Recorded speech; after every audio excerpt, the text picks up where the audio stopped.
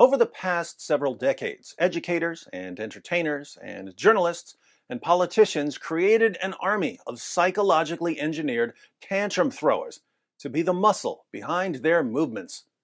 But when these megalomaniacal sacks of rage emerged from their incubation safe spaces, they started turning on the people who made them.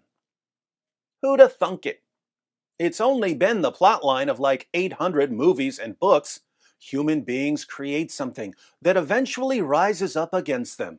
We build powerful computers, but then the computers become self-aware and we suddenly find ourselves fighting against Terminators or trapped in the Matrix.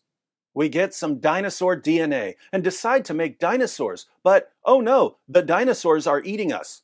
We make super soldiers or monsters, but the super soldiers or monsters just don't respect our authority, and we end up in a struggle for our very existence.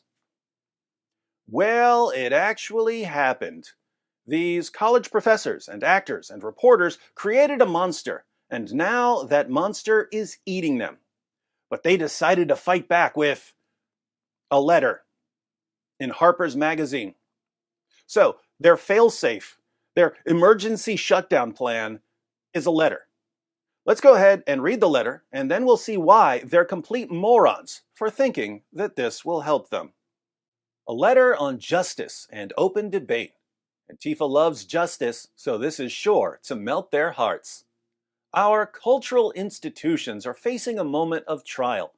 Powerful protests for racial and social justice are leading to overdue demands for police reform, along with wider calls for greater equality and inclusion across our society, not least in higher education, journalism, philanthropy, and the arts.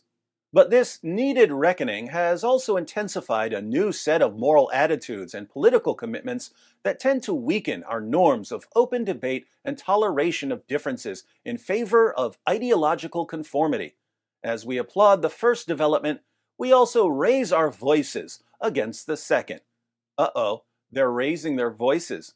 The woke mob must be trembling in their balaclavas. I hope they don't drop their Molotov cocktails.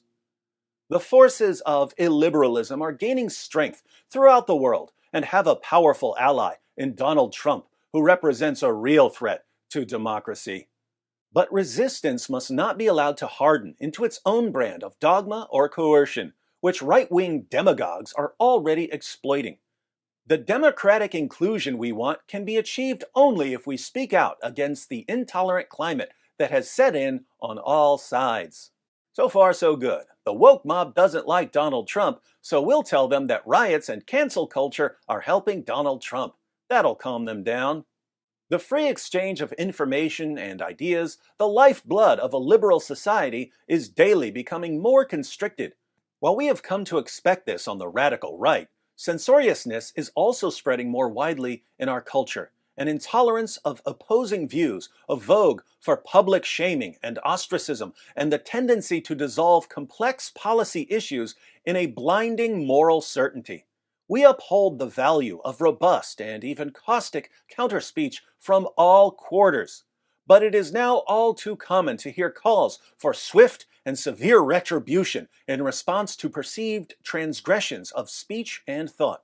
More troubling still, institutional leaders, in a spirit of panicked damage control, are delivering hasty and disproportionate punishments instead of considered reforms. And here's where we find out that this entire letter is really about self-preservation. It's not that the authors and signers of the letter actually care about the free exchange of information, it's that they're also being canceled, and they don't like that very much. Editors are fired for running controversial pieces. Books are withdrawn for alleged inauthenticity. Journalists are barred from writing on certain topics. Professors are investigated for quoting works of literature in class. A researcher is fired for circulating a peer-reviewed academic study. And the heads of organizations are ousted for what are sometimes just clumsy mistakes. Poor victims of the monster they created. Whatever the arguments around each particular incident, the result has been to steadily narrow the boundaries of what can be said without the threat of reprisal.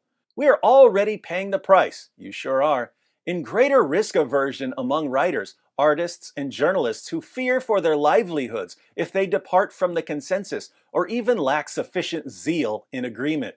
These poor writers and artists and journalists, they spent years cheering on the mob, and now they're, quote, paying the price in greater risk aversion. An intolerable burden, to be sure.